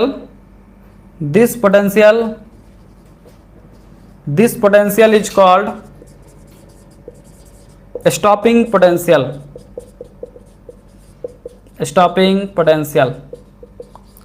और कटअप पोटेंशियल, और इसी का दूसरा नाम है और कटअप पोटेंशियल, ठीक है। इट इज क्लियर दैट, यहां से देखो एक इक्वेशन आता है जो बहुत इंपॉर्टेंट है, सवाल आता है, इस इक्वेशन को ध्यान में रखना है। It is clear that the maximum kinetic energy according to the energy conservation, जो मैक्सिमम काइनेटिक एनर्जी होगा ये किसके बराबर होगा, ये V नॉट के बराबर। अब ये तुम्हारी पल्ले नहीं पड़ रही होगी कि सर ये आपने क्या कर दिया, ये कहां से ये लिख दिया भाई देखो ये मैंने कहां से लिखा अभी बता रहा हूं। होगा क्या कि ये पॉजिटिव जो इमर्जिंग प्लेट है ये कलेक्टिंग प्लेट है, ठीक है। अब नेगेटिव कर रहे हैं, जब मान लो जब पोटेंशियल V नॉट हो जाएगा तब क्या होगा कि जो मोस्ट एनर्जेटिक इलेक्ट्रॉन है जिसका एनर्जी कितना है, ये मान लो ये मैक्स है, मैक्सिमम एनर्जी, इससे ज़्यादा हो नहीं सकता किसी इलेक्ट्रॉन का एनर्जी। तो जब V नॉट होगा stopping potential, by definition V naught किसको बोल रहे हैं, जिस पॉइंट पे most energetic electron return back आ जाएगा। तो जब वो मतलब most energetic electron return back आ जाएगा, इसका मतलब क्या है कि इसका जो मैक्सिमम एनर्जी है वो किसके बराबर हो गया, इस पोटेंशियल का, इस प्लेट का क्या एनर्जी होगा, इलेक्ट्रॉन पे चार्ज कितना होता है E, और V नॉट पोटेंशियल पे रिटर्न बैक हो रहा है तो V नॉट। तो अकॉर्डिंग टू एनर्जी कंजर्वेशन उस समय पे E max is just equal to E V naught. So it is clear that E max should be E V naught. अच्छा, इसी से एक जस्ट JAM 2020 में क्वेश्चन आया था, मतलब उसमें इस कॉन्सेप्ट को इन्वॉल्व करना था, हमने सॉल्व किया था पहला लेक्चर में, सॉरी दूसरा लेक्चर में सॉल्व किया था। तो this is very very important, ये आपके लिए बहुत इंपॉर्टेंट, ये फॉर्मूला याद रखना, E max equal to V naught, ठीक है। ये याद रख लो, रट लो इस फॉर्मूला को, बहुत इंपॉर्टेंट है। अब यहां से देखो क्या आता है, E max हम लोग पढ़ चुके हैं, E max का फॉर्मूला हम लोग पढ़ चुके हैं, H into nu minus nu naught is equal to E V naught. So this is another important formula, very very important. E max को ऐसा तो लिख ही सकते हैं according to Einstein's photoelectric equation, very very important formula, बहुत very very important. इसमें से कोई भी कुछ भी दे देगा, कुछ भी निकालने बोलेगा। अभी अपन बहुत सारा क्वेश्चंस करेंगे, डोंट वरी, अभी जेटली का क्वेश्चंस करेंगे, SC वर्मा का क्वेश्चन करेंगे, है ना, क्लियर है ये चीज, और JAM के प्रीवियस ईयर्स भी करेंगे, मतलब करेंगे, डोंट वरी, ओके। सो यहाँ पे तुम एक चीज देख सकते हो कि जो हमारा स्टॉपिंग पोटेंशियल है, स्टॉपिंग पोटेंशियल किस पे डिपेंड कर रहा है, फ्रीक्वेंसी पे डिपेंड कर रहा है। स्टॉपिंग पोटेंशियल कंक्लूजन इससे क्या निकल रहा है कि हमारा जो स्टॉपिंग पोटेंशियल है V नॉट, ये सवाल आता है इसी से, JAM वाला जो क्वेश्चन है इसी लॉजिक से बना था। You can see that the stopping potential V naught linearly varies with frequency nu, और अगर स्टॉपिंग पोटेंशियल फ्रीक्वेंसी पे डिपेंड कर रहा है, इसका मतलब स्टॉपिंग पोटेंशियल इंटेंसिटी पे डिपेंड नहीं कर रहा है। समझ पा रहे हो, are you getting my point, okay. Stopping potential maximum kinetic energy पे डिपेंड कर रहा है, और मैक्सिमम काइनेटिक एनर्जी किस पे डिपेंड करता है, फ्रीक्वेंसी पे डिपेंड करता है। मतलब स्टॉपिंग पोटेंशियल भी किस पे डिपेंड करेगा, फ्रीक्वेंसी पे डिपेंड करेगा। JAM 2020 में सवाल ये पूछा था कि अगर इंटेंसिटी पावर डबल कर दे, और पावर और इंटेंसिटी एक दूसरे के डायरेक्टली प्रोपोर्शनल होते हैं, तो JAM 2020 में बोला कि भैया ये सोर्स है, ये सोर्स है, अगर इसका पावर को डबल कर दें तो क्या होगा स्टॉपिंग पोटेंशियल में और काइनेटिक एनर्जी में या फोटो इलेक्ट्रिक करंट में। तो पावर का अगर सोर्स बढ़ा दोगे तो इंटेंसिटी बढ़ जाएगा, इंटेंसिटी अगर बढ़ जाएगा तो number of photo electrons emitted पर सेकेंड वो भी बढ़ जाएगा, क्योंकि स्टॉपिंग पोटेंशियल चेंज नहीं होने वाला है, काइनेटिक एनर्जी चेंज नहीं होने वाला है। क्यों? क्योंकि kinetic maximum kinetic energy of the electron and stopping potential किस पे डिपेंड कर रहा है? फ्रीक्वेंसी पे डिपेंड कर रहा है। काइनेटिक एनर्जी भी फ्रीक्वेंसी पे डिपेंड कर रहा है, स्टॉपिंग पोटेंशियल भी फ्रीक्वेंसी पे डिपेंड कर रहा है और लिनियरली डिपेंड कर रहा है। न्यू का पावर 1 पे डिपेंड किया है ना, नॉट क्वाड्रेटिकली, इट्स लिनियरली। तो सवाल पूछा था पावर बढ़ाने पे क्या फर्क पड़ेगा स्टॉपिंग पोटेंशियल पे, काइनेटिक एनर्जी पे और फोटो इलेक्ट्रिक करंट पे। तो पावर बढ़ाने पे इंटेंसिटी बढ़ेगा और इंटेंसिटी बढ़ाने पे कोई फर्क नहीं पड़ेगा स्टॉपिंग पोटेंशियल और काइनेटिक एनर्जी पे, क्योंकि ये लोग इंटेंसिटी पे नहीं डिपेंड करता है, ये लोग फ्रीक्वेंसी पे डिपेंड करता है। लेकिन हाँ, ये तुम्हें मैंने पढ़ाया था कि जो फोटो इलेक्ट्रिक करंट है वो इंटेंसिटी पे डिपेंड करता है, मतलब जितना इंटेंसिटी बढ़ा दोगे करंट उतना बढ़ जाएगा। ये शायद postulate observation, experimental observation 3rd लिखवाया था मैंने कि photo electric current is directly proportional to intensity. तो अगर तुम पावर बढ़ा दोगे सोर्स का, मतलब इंटेंसिटी बढ़ा दोगे सोर्स का, तो फोटो इलेक्ट्रिक करंट बढ़ जाएगा। लेकिन वो ऑप्शन में था कि फोटो इलेक्ट्रिक करंट, अच्छा फोटो इलेक्ट्रिक करंट बढ़ जाएगा, इसका मतलब क्या है? नंबर ऑफ फोटॉन्स स्ट्राइक करेंगे सरफेस को वो बढ़ जाएगा, या फिर नंबर ऑफ इलेक्ट्रॉन इमिटेड होंगे मेटल सरफेस से वो बढ़ जाएगा, दोनों बढ़ जाएंगे। ये भी एक लॉजिक एग्जाम में पॉइंट वो लाइन दे सकता है ना।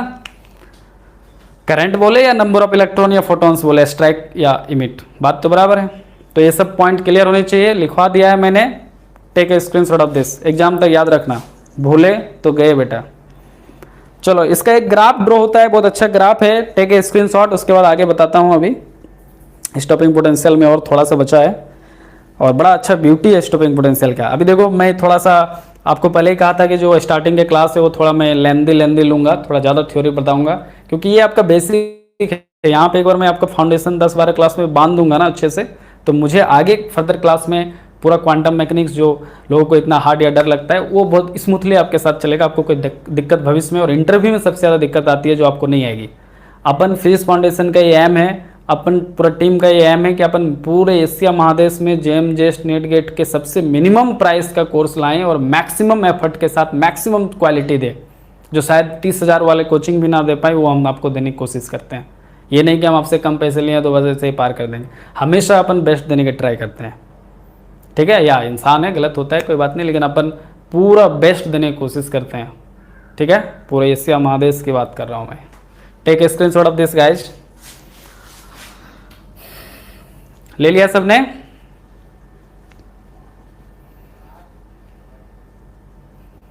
जल्दी से कोई कमेंट करके बताओ। स्क्रीनशॉट ले लिया तो कोई कमेंट करके जल्दी से बताओ, है ना, आगे बढ़ेंगे। ओके नाइस गुड, चलो बहुत बढ़िया। मिटा दूं इसको।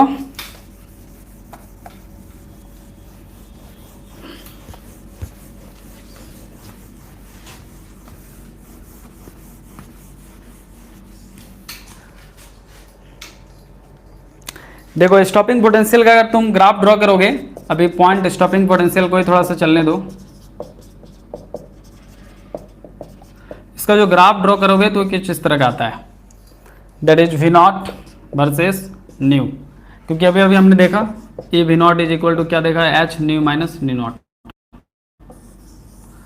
तो यहां से अगर इसको ध्यान से देखोगे तो वी नॉट इक्वल टू क्या हो जाएगा, एच बाई यू। इसको ऐसा लिख सकते हैं क्या,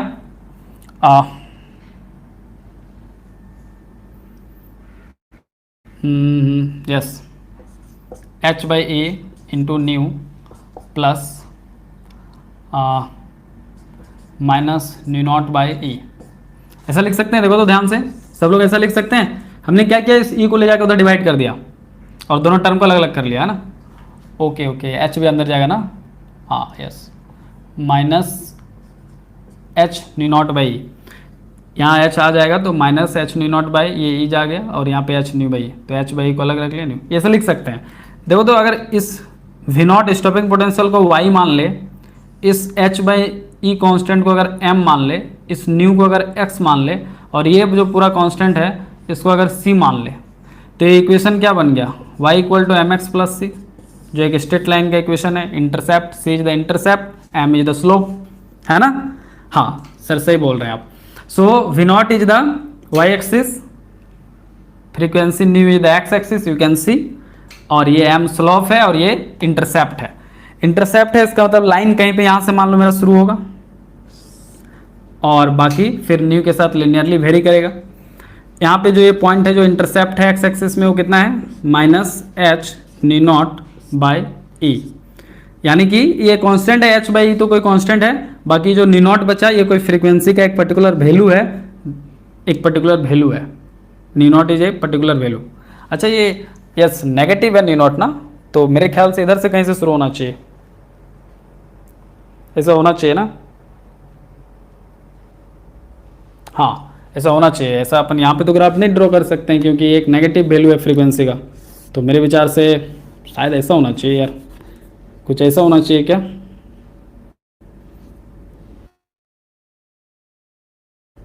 फिर यार नीचे इसके आना चाहिए, नहीं नीचे तो नहीं आ सकता है, हाँ यहाँ पे इससे आना चाहिए माइनस एच बाई ई और ये नी नॉट, मेरे विचार से ऐसा होना चाहिए। ठीक है, आपको लगता है ऐसा होना चाहिए, देख लेना यहाँ से शुरू होगा या फिर यहाँ से। पॉजिटिव वैल्यू लेंगे तो ऐसा हो सकता है, नेगेटिव वैल्यू लेंगे तो ऐसा नहीं होगा।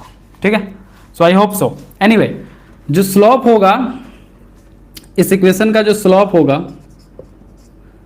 हालांकि अभी बुक में यार यहाँ से दिया है तो पता नहीं क्या लॉजिक है, बट यहाँ से होना चाहिए। चल पॉजिटिव वैल्यू ले लेते हैं, मैग्नीट्यूड ले लेते हैं, H nu by nu naught, ये वैल्यू ले लेते हैं, then it's good. So y intercept होगा, ओके अगर y इंटरसेप्ट होगा देन वेल एंड गुड। अच्छा nu naught is a constant, yes yes yes, very good very good, nu naught is a constant और चूंकि negative है minus कुछ value आएगा, सो वो मान लो यहाँ पे आएगा, सपोज करो, तो यहाँ से कुछ ऐसे जाएगा line, yes now it's true I think ना, and this is minus H by E nu naught, this is that negative value, okay. So yeah, the slope of this line is must be equal to, this is the value of slope h by e, so this is the slope h by e, so h Planck constant is what, e times slope, e is the charge of electron into slope। so ये बहुत बहुत important है, इससे एक बड़ा अच्छा कुछ लोगों को नोबेल प्राइज मिला था, इस चीज़ के कारण कुछ लोगों को नोबेल प्राइज मिला था, अभी बताएंगे किसको मिला था। इससे देखो क्या निकला था, फर्स्ट टाइम h का वैल्यू निकला था, प्लैंक्स कांस्टेंट का वैल्यू यहीं से निकला था, ये उसका थ्योरेटिकल कैलकुलेशन है, इंटरव्यू में पूछे जाते हैं, कई बार एग्जाम में सवाल भी आते हैं कॉम्पिटेटिव एग्जाम में कि स्टॉपिंग पोटेंशियल वर्सेस फ्रीक्वेंसी का अगर आपको ग्राफ दे दिया जाए और उस ग्राफ का अगर स्लोप दे दिया जाए तो वो स्लोप किसके बराबर होगा, Planck constant divided by charge of electron. Mind it, very very important, ये याद रखना, according to there, and from here you can calculate the value of h is equal to charge of electron e, that is 1.610 का power minus 19 multiplied by slope दिया रहेगा, कोई भी इसमें से एक निकालना पड़ेगा था, h दे दे, कभी e दे दे, स्लोप निकालने बोले स्लोप दे दे, e दे दे, h निकाल, कुछ भी, ठीक है। तो ये कॉन्सेप्ट याद होना चाहिए। कई बार ना एग्जाम में बेवकूफ़ बनाता है, ये स्लोप दे देता है, ई दे देता है, बोलता है एच कैलकुलेट करिए, बहुत बच्चा पूरा एकदम दिमाग लगा देता है, अभी कैलकुलेट करना है एच, तो एच तुम्हें वैल्यू याद है 6.63 10 to the power minus 34 joule per second आए, तो वही क्या क्या कैलकुलेशन, वो तो एक कांस्टेंट यूनिवर्सल, आप ऑन एन एवरेज, हाँ डिजिट एक आध इधर उधर हो सकता है डेसिमल के बाद, लेकिन ऑन एन एवरेज आंसर तो वही आएगा। लेकिन हाँ अगर बहुत एक्यूरेट आंसर दिया हुआ है कि एक पॉइंट का डिफरेंस है डेसिमल के बाद, then you should go through this formula, okay, and use the calculator. Are you getting my point? इसमें नोबेल प्राइज किसको मिला था, देखो, the variation of stopping potential with the frequency of the incident radiation is shown in figure. Stopping potential का incident frequency के साथ जो variation है आपको फिगर में क्लियरली दिख रहा है ना। The graph is a straight line cutting the frequency axis at the threshold frequency new not. The slope of this graph is h by e. Thus, the value of Planck constant can be determined by measuring the slope of this graph. And this has been done by Millikan, who found that the value of obtained from this graph is the same as that obtained by Planck's from the black body radiation experiments. This was a great achievement as it established the correctness of the quantum concept and Einstein's theory. Einstein was awarded the 1921 Nobel prize and Milton the 1923 Nobel prize. कुछ सुनाई दिया? 1921 और 1923 ये Einstein साहब का Nobel prize और ये Milton साहब को नोबेल प्राइज।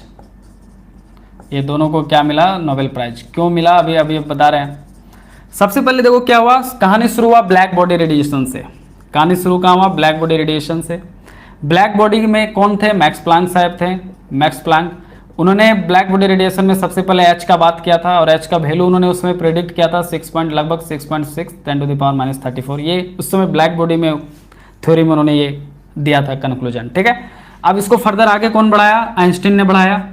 आइंस्टीन ने फोटॉन्स का थ्योरी यूज किया, मैक्स प्लैंक का थ्योरी यूज किया और उसने फोटो इलेक्ट्रिक इफेक्ट को एक्सप्लेन किया। ठीक है, अब और आगे फर्दर ये जो है ये किसका काम है? This work is of Milton oil drop experiment में नाम सुना होगा मिल्टन साहब का, ये भी एक साइंटिस्ट है। इनका ये काम था। ये जो एच का वैल्यू यहाँ से निकाला है, किसने निकाला था? मिल्टन ने निकाला था। और यहाँ से जो ये वैल्यू आ रहा था एच का मिल्टन के इस एक्सपेरिमेंट से, V0 वर्सेस न्यू के एक्सपेरिमेंट से, ये भी सेम आ रहा था। कितना आ रहा था? उतना ही आ रहा था जितना मैक्स प्लैंक ने उसमें ब्लैक बॉडी रेडिएशन में एच का वैल्यू निकाला था। तो कहीं ना कहीं इससे ये जो क्वांटम हाइपोथेसिस जो लिया जा रहा था ये वेरीफाई हो रहा था, करेक्टनेस की ओर जा रहा था ये थ्योरी। और इसी कारण इसी बात को करेक्ट कि बड़ा अच्छा लगा साइंस कम्युनिटी को, कह रहे हाँ ये तो क्वांटम थ्योरी अब तो लगातार ये मतलब पास होते जा रहा है, हर स्टेज में फेल हो ही नहीं रहा है, कुछ तो बात है दुनिया में। इसी बात के लिए मिल्टन साहब को कि उन्होंने ये प्रूव कर दिया था कि एच का वैल्यू करेक्ट है ब्लैक बॉडी रेडिएशन से जो एच का निकला उससे। 1923 में मिल्टन को नोबेल प्राइज मिला था और आइंस्टीन को उनके इस फोटो इलेक्ट्रिक थ्योरी के चलते 1921 में आइंस्टीन का उनको भी नोबेल प्राइज मिला था। ठीक है, I hope photo electric effect आपको मज़ा आया होगा और उम्मीद करते हैं आपको अच्छा लगा होगा। सो कमेंट करके बताओ फोटो इलेक्ट्रिक इफेक्ट यहाँ पे ख़त्म हुआ कैसे? Photo lecture next class we will do Compton effect. Okay, उसमें भी हम लोग कॉम्पटन इफेक्ट में बात करेंगे, डेफिनेशन बात करेंगे, एक्सपेरिमेंटल अरेंजमेंट की बात करेंगे, फेलियर ऑफ क्लासिकल फिजिक्स का बात करेंगे, फिर कॉम्पटन साहब का क्या एक्सप्लेनेशन था और कुछ रिजल्ट्स और ग्राफ देखेंगे। ठीक है, are you getting my point everyone? तो यहाँ पे ये फोटो इलेक्ट्रिक इफेक्ट खत्म हुआ और कैसा रहा फोटो इलेक्ट्रिक इफेक्ट का? अब इस पर प्रॉब्लम करेंगे। अरे बिल्कुल क्वेश्चन में कराऊंगा, डोंट वरी, चिंता ना करो यार। क्वेश्चन ऐसे कराऊंगा कि तुम्हारी ऐसी की तैसी नहीं, क्वेश्चन करेंगे तब पता नहीं चलेगा। क्वेश्चन तो तुम्हें करना पड़ेगा ना, क्वेश्चन भी सीखना पड़ेगा। ऐसा थोड़ा है कि तुम इतना कॉन्सेप्ट पढ़ के सारा क्वेश्चन लगा लेगा। एक बार क्वेश्चन अपने से बहुत सारा देखेगा, सोल्यूशन देखेगा, तब समझ में आएगा। ठीक है, क्वेश्चंस कराएंगे, अपने से भी ट्राई करो। अगर किसी को बनाना है तो जेटली का क्वेश्चन बना सकते हो, वैसे मैं बनवाऊंगा, लेकिन अगर तब उससे पहले किसी को बेचैनी है आज ही बनाएं तो जेटली और एच.सी. वर्मा का जो बुक है उससे बना सकते हो। ठीक है, एच.सी. वर्मा का जो BSc क्वांटम मैकेनिक्स करके किताब आती है उसमें फोटो इलेक्ट्रिक इफेक्ट है, उससे रिलेटेड जो क्वेश्चन है बना सकते हो। जेटली में जाके फोटो इलेक्ट्रिक इफेक्ट से रिलेटेड जो क्वेश्चन है, ये 2 बुक के क्वेश्चन बनाने हैं फोटो इलेक्ट्रिक इफेक्ट से। ठीक है, तो सब लोग ट्राई करो। ठीक है, at least example, at least short example तुमसे बनने चाहिए। मैं एक्सरसाइज एक्सेप्ट नहीं करता, एक्सरसाइज बना लोगे तब तो MIT का एंट्रेंस निकाल लोगे। तुम्हें तो जैम निकालना है, तो जैम निकालने के लिए अगर तुम एच.सी. और जेटली खाली एग्जाम्पल अच्छे से बना लो, समझ लो और कॉपी में नोट कर लो, उसी को बार बार रिवाइज करो। तुम्हारी शब्द नहीं है मेरे पास करने के लिए। ठीक है, ये मेरा अनुभव है, बाकी अभी तुम तो नहीं हो इस फील्ड में। एनीवे, कर लोगे एग्जाम्पल, मैं कराऊंगा, लेकिन उससे पहले अभी किसी को बेचैनी है तो जेटली और एच.सी. वर्मा से BSc की जो क्वांटम मैग्नेटिक्स बुक है दोनों की बना सकते हो, वहाँ से सॉल्व एग्जाम्पल। अब सॉल्व एग्जाम्पल पहले सोल्यूशन मत देख लेना, पहले क्वेश्चन को देख के खुद से बनाने का ट्राई करना, फिर आंसर देखना, कहीं अटको सोल्यूशन देखना, उससे भी ना बने तो हमें पूछना, ग्रुप में डिस्कस करना। ग्रुप में भी कोई जवाब नहीं दे, डाउट फैकल्टी से पूछना, उनकी डाउट फैकल्टी या कॉल करके पूछना, नहीं है तो फिर हम तो हैं ही। ठीक है, चलो all the best and bye, tata, take care. मिलते हैं नेक्स्ट क्लास, जब भी होगा लिंक शेयर करेंगे।